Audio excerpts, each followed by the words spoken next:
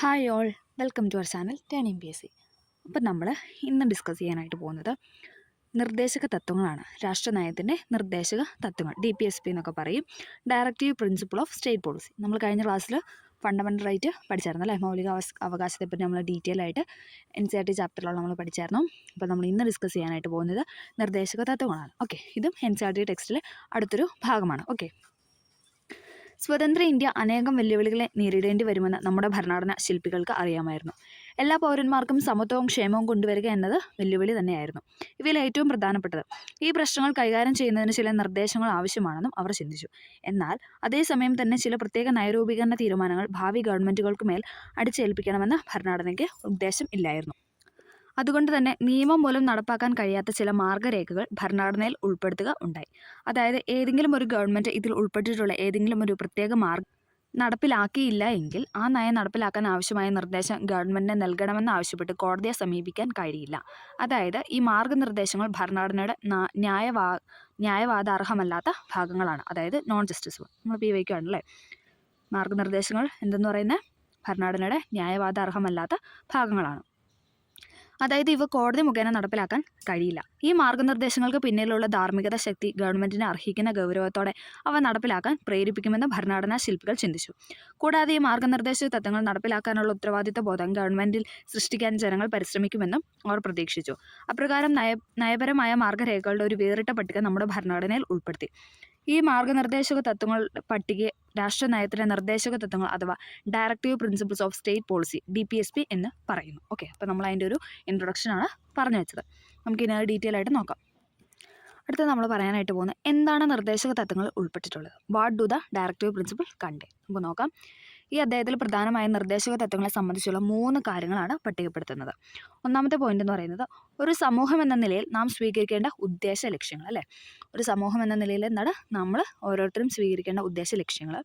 മൗലിക അവകാശത്തിന് പുറമെ വ്യക്തികൾ അനുഭവിക്കേണ്ടതായ ചില അവകാശങ്ങൾ, ഗവൺമെൻറ് സ്വീകരിക്കേണ്ടതായ ചില നയങ്ങൾ. 3 പോയിന്റാണ് നിർദ്ദേശക തത്വം സംബന്ധിച്ച് പട്ടികപ്പെടുത്തിയിട്ടുള്ളത്. ഒരു സമൂഹം എന്ന നിലയിൽ നാം സ്വീകരിക്കേണ്ട ഉദ്ദേശ ലക്ഷ്യങ്ങൾ, മൗലിക അവകാശത്തിന് പുറമെ വ്യക്തികൾ അനുഭവിക്കേണ്ടതായ ചില അവകാശങ്ങൾ, ഗവൺമെൻറ് സ്വീകരിക്കേണ്ടതായ ചില നയങ്ങൾ. ഓക്കെ, താഴെ കാണുന്ന ചില നിർദ്ദേശക തത്വങ്ങളെ പരിശോധിക്കുന്നതിലൂടെ ഭരണഘടനാ ശില്പികളുടെ കാഴ്ചപ്പാടിനെക്കുറിച്ച് ചില ആശയങ്ങൾ നിങ്ങൾക്ക് ലഭിക്കുന്നതാണ്. ചില നിർദ്ദേശക തത്വങ്ങൾ നടപ്പാക്കുന്നതിന് അതാത് കാലഘട്ടങ്ങളിലെ സർക്കാരുകൾ ശ്രമിച്ചിട്ടുണ്ട്. ജന്മിത്ത നിരോധന നിയമങ്ങൾ, ബാങ്കുകളുടെ ദേശസാൽക്കരണം, നിരവധി ഫാക്ടറി നിയമങ്ങൾ, കുറഞ്ഞ കൂലി നിശ്ചയിക്കൽ, ചെറുകിട കുടിൽ വ്യവസായങ്ങളുടെ പ്രോത്സാഹനം, പട്ടികജാതിക്കാരുടെയും പട്ടികവർഗ്ഗക്കാരുടെയും ഉന്നമനത്തിലുള്ള സംവരണം എന്നീ നിയമങ്ങൾ പാസ്സാക്കപ്പെട്ടു. അവകാശം, രാജ്യമൊട്ടാകെ പഞ്ചായത്ത് രാജ് സ്ഥാപനങ്ങളുടെ രൂപീകരണം, തൊഴിലുറപ്പ് പദ്ധതിയുടെ ഭാഗമായിട്ടെങ്കിലും ജോലി ചെയ്യാനുള്ള അവകാശം, കൂടാതെ ഉച്ചഭക്ഷണ പദ്ധതി മുതലായവയെ നിർദ്ദേശക തത്വങ്ങളെ അടിസ്ഥാനമാക്കി നടപ്പിലാക്കുകയാണ്. അപ്പോൾ അങ്ങനെ പറയുന്ന ഓരോ പോയിന്റ്സുമാണ് ഇവിടെ പറഞ്ഞു വെച്ചത്. ഓക്കെ, നമുക്കത് ഓരോന്നോരോന്നായിട്ട് നോക്കാം. പൗരന്മാരുടെ മൗലിക ചുമതലകൾ, ഫണ്ടമെൻ്റൽ ഡ്യൂട്ടീസ് ഓഫ് സിറ്റിസൺസ്. പൗരന്മാരുടെ മൗലിക ചുമതലകൾ. ഓക്കെ, 1976 42ാമത്തെ ഭരണഘടനാ ഭേദഗതി പാസ്സാക്കപ്പെട്ടു അല്ലേ? നമ്മൾ ഡീറ്റെയിൽ ആയിട്ട് പറഞ്ഞാണല്ലേ 42ാം ഭേദഗതി അല്ലേ? ആമുഖം ഭേദഗതി ചെയ്തു എന്ന് പറഞ്ഞു. അങ്ങനെ കുറേ ഭേദഗതികൾ നമ്മൾ ചെയ്തു എന്ന് പറഞ്ഞ ഒരു ഭേദഗതിയാണ് 42ാം ഭേദഗതി. മറ്റു വിഷയങ്ങളോടൊപ്പം പൗരന്മാരുടെ മൗലിക ചുമതലകൾ ഉൾക്കൊള്ളുന്ന ഒരു പട്ടിക ഈ ഭേദഗതിയിൽ ചേർക്കപ്പെട്ടു. ആകെ 10 ചുമതലകൾ എഴുതി ചേർക്കപ്പെട്ടു അല്ലേ? എന്നിരുന്നാലും ഈ ചുമതലകൾ നടപ്പിലാക്കുന്നതുമായി ബന്ധപ്പെട്ട് ഭരണഘടന മൗനം പാലിക്കുന്നു. പൗരന്മാർ എന്ന നിലയിൽ ഭരണഘടനയെ അനുസരിക്കുക, രാജ്യത്തെ പ്രതിരോധിക്കുക, എല്ലാ പൗരന്മാർക്കും ഇടയിൽ സൗഹാർദ്ദത്തെ പരിപോഷിപ്പിക്കുക, പരിസ്ഥിതി സംരക്ഷിക്കുക തുടങ്ങിയ മൗലിക കടമകളിൽ ഉൾപ്പെടുത്തിയിരിക്കുന്നു. എന്തൊക്കെയാണ്? പൗരന്മാർ എന്ന നിലയിൽ എന്തൊക്കെ നോക്കണം? നമ്മുടെ ഭരണഘടനയെ അനുസരിക്കണം, അതോടൊപ്പം രാജ്യത്തെ പ്രതിരോധിക്കുക, എല്ലാ പൗരന്മാർക്കിടയിലും സൗഹാർദ്ദത്തെ പരിപോഷിപ്പിക്കുക, പരിസ്ഥിതി സംരക്ഷിക്കുക തുടങ്ങിയവയൊക്കെ എന്താണ് നമ്മുടെ മൗലിക കടമകളിൽ ഉൾപ്പെടുത്തിയിരിക്കുന്നു. എന്നിരുന്നാലും നാം പ്രത്യേകം ശ്രദ്ധിക്കേണ്ടത് അവകാശങ്ങൾ അനുഭവിക്കണമെങ്കിൽ ചുമതലകൾ നിർവഹിക്കണമെന്ന് യാതൊരു നിബന്ധനയും ഭരണഘടനയിൽ ഉണ്ടായിട്ടില്ല എന്നതാണ്. അതായത് അവകാശങ്ങൾ അനുഭവിക്കണമെങ്കിൽ എന്താണ് യാതൊരു തരത്തിലും നമ്മൾ ചുമതലകൾ നിർവഹിക്കണമെന്ന യാതൊരു നിർബന്ധവും അതിൽ പറഞ്ഞു വയ്ക്കുന്നില്ല. ഈ അർത്ഥത്തിൽ മൗലിക കർത്തവ്യങ്ങളുടെ കൂട്ടിച്ചേർക്കൽ വഴി മൗലിക അവകാശങ്ങളുടെ പദവിക്ക് യാതൊരു മാറ്റവും സംഭവിച്ചിട്ടില്ല. ഓക്കെ, ഇനി നമ്മൾ പറയാനായിട്ട് പോകുന്നത് മൗലിക അവകാശങ്ങളും നിർദ്ദേശക തത്വങ്ങളും തമ്മിലുള്ള ബന്ധത്തെ പറ്റിയിട്ടാണ്. Relations between fundamental right and directive principles. Okay, മൗലിക അവകാശങ്ങളും നിർദ്ദേശക തത്വങ്ങളും പരസ്പര പൂരകങ്ങളാണെന്ന് നമുക്ക് കാണാൻ കഴിയുന്നു. മൗലിക അവകാശങ്ങൾ ഗവൺമെൻറ് ചില കാര്യങ്ങൾ ചെയ്യുന്നതിൽ നിന്ന് വിലക്കുമ്പോൾ നിർദ്ദേശക തത്വങ്ങൾ ചില കാര്യങ്ങൾ ചെയ്യുവാൻ ഗവൺമെൻറ്റിനെ പ്രേരിപ്പിക്കുന്നു. ഇത് സ്റ്റേറ്റ്മെൻ്റ് ആയിട്ട് വന്നിട്ടുണ്ട്. അതായത് മൗലിക അവകാശങ്ങൾ ഗവൺമെൻറ് ചില കാര്യങ്ങൾ ചെയ്യുന്നതിന് വിലക്കുന്നു, പക്ഷേ നിർദ്ദേശക തത്വങ്ങളിൽ എന്താണ് ചില കാര്യങ്ങൾ ചെയ്യാനായിട്ട് ഗവൺമെൻറ്റിനെ പ്രേരിപ്പിക്കുന്നു. ഓക്കെ, നിർദ്ദേശക തത്വങ്ങൾ, ഇതിൻ്റെ ലക്ഷ്യങ്ങളാണ് നമ്മളിനി പറയാൻ പോകുന്നത്. ലക്ഷ്യങ്ങൾ അഥവാ ഗോൾസ്: ജനക്ഷേമം, സാമൂഹിക, സാമ്പത്തിക, രാഷ്ട്രീയ നീതി. അടുത്തത് ജീവിത നിലവാരം മെച്ചപ്പെടുത്തൽ, വിഭവങ്ങളുടെ തുല്യ വിതരണം, അന്തർദേശീയ സമാധാനം പരിപോഷിക്കുക. 2 പോയിന്റാണ് എന്തൊക്കെയെന്ന് പറയുന്നത്: ജനക്ഷേമം, ജീവിത നിലവാരം മെച്ചപ്പെടുത്തൽ. ജനക്ഷേമത്തിലൂടെ എന്താണ്? സാമൂഹിക, സാമ്പത്തിക, രാഷ്ട്രീയ നീതി ഉറപ്പാക്കുന്നു. ജീവിത നിലവാരം മെച്ചപ്പെടുത്തുന്നതോടുകൂടി എന്താണ്? വിഭവങ്ങളുടെ തുല്യ വിതരണം, അന്തർദേശീയ സമാധാനം പരിപോഷിക്കുക. അടുത്ത അതിൻ്റെ പോളിസീസ് ആണ്. പോളിസീസ് അഥവാ നയങ്ങൾ. ഓക്കെ. ഏകീകൃത സിവിൽ കോഡ്, ലഹരി പാനീയങ്ങളുടെ ഉപയോഗം നിരോധിക്കുക, കുടിൽ വ്യവസായങ്ങളെ പരിപോഷിപ്പിക്കുക, ഉപയോഗമുള്ള കന്നുകാലികളുടെ കശാപ്പ് നിരോധിക്കുക, ഗ്രാമപഞ്ചായത്തുകൾ രൂപീകരിക്കുക. ഇത്തരം കാര്യങ്ങൾ എന്താണ്? DPSPയിൽ പറയുന്ന നയങ്ങളാണ്. ഏകീകൃത സിവിൽ കോഡ്, അതേപോലെ തന്നെ ലഹരി പാനീയങ്ങളുടെ ഉപയോഗം നിരോധിക്കുക, കുടിൽ വ്യവസായങ്ങളെ പരിപോഷിക്കുക, ഉപയോഗമുള്ള കന്നുകാലികളുടെ കശാപ്പ് നിരോധിക്കുക, ഗ്രാമപഞ്ചായത്തുകൾ രൂപീകരിക്കുക.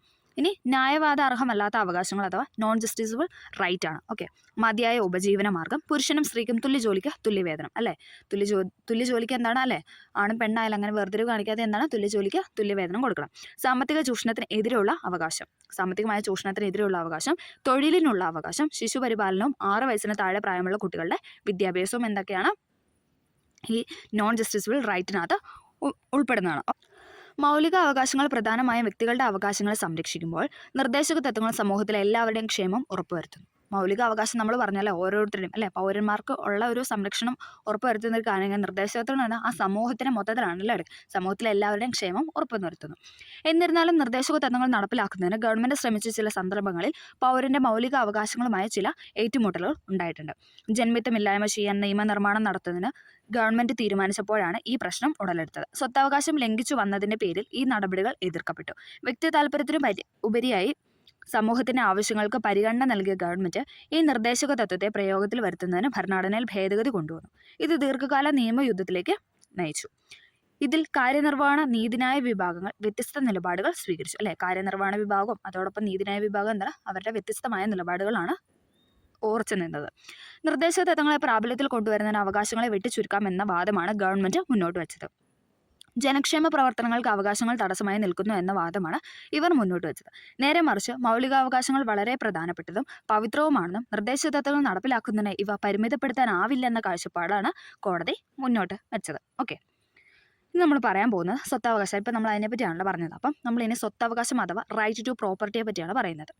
അവകാശങ്ങളും നിർദ്ദേശക തത്വങ്ങളും തമ്മിലുള്ള ബന്ധത്തെ സംബന്ധിച്ചുള്ള വിവാദത്തിന് പിന്നിലുള്ള പ്രധാന കാരണം യഥാർത്ഥ ഭരണഘടനയിൽ മൗലിക അവകാശമായി ഉൾപ്പെട്ടിരുന്ന സ്വത്ത് നേടാനും കൈവശം വയ്ക്കാനും നിലനിർത്താനുമുള്ള അവകാശമായിരുന്നു. അല്ലേ? നമുക്കറിയാം ഭരണഘടന നിലവിൽ വന്നപ്പോൾ മൗലിക അവകാശത്തിൽ പെടുന്ന ഒരു കാര്യമായിരുന്നു എന്തെന്ന് പറയുന്നത് സ്വത്തവകാശം എന്ന് പറയുന്നത്. പിന്നീട് അത് നീക്കം ചെയ്തു. അല്ലേ? എന്നാൽ ഗവൺമെൻറ്റിന് സാമൂഹ്യക്ഷേമ പ്രവർത്തനങ്ങൾക്ക് വേണ്ടി സ്വത്ത് ഏറ്റെടുത്ത് ഉപയോഗിക്കാമെന്ന ഭരണഘടന വ്യക്തമാക്കിയിരിക്കുന്നു. 1950 മുതൽ സ്വത്തവകാശത്തെ പരിമിതപ്പെടുത്താൻ ഗവൺമെൻറ് നിരവധി നിയമങ്ങൾ ഉണ്ടാക്കിയിട്ടുണ്ട്. അവകാശങ്ങളും നിർദ്ദേശക തത്വങ്ങളും തമ്മിലുള്ള ബന്ധത്തിനുമേൽ ദീർഘകാലം നീണ്ടുനിന്ന സംവാദത്തിന്റെ കേന്ദ്രം ഈ അവകാശമായിരുന്നു. അവസാനം 1973 സ്വത്തവകാശം ഭരണഘടന അടിസ്ഥാന ഘടനയുടെ ഭാഗമല്ല എന്നും അതുകൊണ്ട് തന്നെ ഭരണഘടനാ ഭേദഗതിയിലൂടെ ഈ അവകാശം പരിമിതപ്പെടുത്താൻ പാർലമെന്റിന് അധികാരമുണ്ടെന്നും സുപ്രീം കോടതി വിധിച്ചു. നമുക്കറിയാലേ 1978 44 ഭേദഗതി പ്രകാരം എന്താണ് മൗലിക അവകാശത്തിൽ നിന്ന് സ്വത്തവകാശം നീക്കം ചെയ്യുകയും ചെയ്തത്. അത് എല്ലാ PSCയുടെ എക്സാമിനും ചോദിക്കുന്നല്ലേ? ഇല്ല അല്ലേ? PYക്കോട്ട് ഇഷ്ടം പോലെ അല്ലേ? എത്ര തവണ ചോദിച്ചിട്ടുണ്ടെന്ന് വെച്ചാൽ PSCക്ക് പോലും അറിയില്ല. അതുപോലെ റിപ്പീറ്റ് ചെയ്ത് ചോദിക്കുന്ന ഒരു ക്വസ്റ്റൻ ആണല്ലേ അത്. അപ്പോൾ അത് മെയിനായിട്ട് പഠിക്കണം. ഓക്കെ. അങ്ങനെ 1978 44 ഭരണഘടനാ ഭേദഗതിയിലൂടെ മൗലിക അവകാശങ്ങളുടെ ലിസ്റ്റിൽ നിന്ന് സ്വത്തവകാശം എന്ന അവകാശത്തെ മാറ്റുകയും അത് എവിടേക്ക് മാറ്റി? അത് നിയമാനുസൃതമായ അവകാശമാക്കി ആർട്ടിക്കിൾ 300A അത് ചോദിച്ചിട്ടുണ്ട്. ഏത് ആർട്ടിക്കിളാണ് ഇപ്പം നിലവിലുള്ളതെന്ന് വെച്ചാൽ 300A ഇപ്പോൾ സ്വത്തവകാശത്തെ പറ്റി പറയുന്നത്. ഓക്കെ. 300A ഭാഗമാക്കി മാറ്റുകയും ചെയ്തു. ഓക്കെ. അപ്പോൾ ഇത്രയും കാര്യങ്ങൾ പഠിക്കണം. ഓക്കെ. ഇത് സങ്കീർണമായ മറ്റൊരു സംവാദത്തിന് വഴിയൊരുക്കി. ഇത് ഭരണഘടനാ ഭേദഗതിയുമായി ബന്ധപ്പെട്ടതായിരുന്നു. പാർലമെന്റ് ഭരണഘടനയുടെ ഏത് ഭാഗവും ഭേദഗതി ചെയ്യാൻ കഴിയുമെന്നതായിരുന്നു ഗവൺമെന്റ് വാദിച്ചിരുന്നത്. മൗലിക അവകാശങ്ങളെ ലംഘിച്ചുകൊണ്ടുള്ള ഒരു ഭരണഘടനാ ഭേദഗതിയും പാർലമെന്റിൽ വരുത്താൻ കഴിയുകയില്ല എന്നതായിരുന്നു കോടതിയുടെ നിലപാട്. കേശവാനന്ദ ഭാരതി കേസിലെ സുപ്രധാന വിധിയിലൂടെയാണ് സുപ്രീം കോടതി ഈ തർക്കത്തിന് തീർപ്പ് കൽപ്പിച്ചത്. ഈ കേസിൽ ഭരണഘടനയ്ക്ക് ചില അടിസ്ഥാന സവിശേഷതകളുണ്ടെന്നും അത് പാർലമെന്റിന് ഭേദഗതി ചെയ്യാൻ കഴിയാത്തതാണെന്നും സുപ്രീം കോടതി പറഞ്ഞു. അപ്പം കേശവാനന്ദ ഭാരതി കേസ് പ്രകാരമാണ് എന്തെന്ന് പറയുന്നത് ഭരണഘടനയ്ക്ക് ചില അടിസ്ഥാന സവിശേഷതകളുണ്ടെന്നും അത് എന്താണ് പാർലമെന്റിന് ഭേദഗതി ചെയ്യാൻ കഴിയില്ല എന്നും സുപ്രീം കോടതി വിധിച്ച കേസാണ് ഇതെന്ന് പറയുന്നത് കേശവാനന്ദ ഭാരതി കേസ്. PYക്കുമാണ്. ഓക്കെ. അപ്പം ഇത്രയും കാര്യങ്ങളാണ് NCERTയിൽ നമ്മുടെ മൗലിക കർത്തവ്യങ്ങളുമായിട്ട് ബന്ധപ്പെട്ട് DPSP ആയിട്ട് ബന്ധപ്പെട്ട് കിടക്കുന്നതെന്ന് പറയുന്നത്. അപ്പം നമ്മളത് ഫുള്ള് പറഞ്ഞിട്ടുണ്ട്. ഇതൊരു ചെറിയൊരു വീഡിയോ ആയിരുന്നു, കാരണം അത്രയേ ഉള്ളൂ പറയാനായിട്ട്. മൗലിക അവകാശം പറഞ്ഞു, ദെൻ നമ്മളെന്താണ് നിർദ്ദേശക തത്വങ്ങളെപ്പറ്റിയും ഡീറ്റെയിൽ ആയിട്ട് പറഞ്ഞിട്ടുണ്ട്. ഇനി നമുക്ക് അടുത്ത ക്ലാസ്സിൽ ബാക്കിയുള്ള ടോപ്പിക്സൊക്കെ കവർ ചെയ്യാം. ഓരോ ടോപ്പിക്കായിട്ട് തന്നെ നമുക്ക് തീർത്തു പോകാം. അതാകുമ്പോൾ നിങ്ങൾക്ക് പഠിക്കാനൊക്കെ എളുപ്പമായിരിക്കും. അപ്പോൾ നമ്മൾ എന്താണ് നിർദ്ദേശത്തിൽ ഇത്രയുമാണ് +1 ഈ ടെക്സ്റ്റിനകത്ത് NCERT പറഞ്ഞിരിക്കുന്നത്. അപ്പം എല്ലാവർക്കും ക്ലാസ് ക്ലിയർ ആയെന്ന് പ്രതീക്ഷിക്കുന്നു.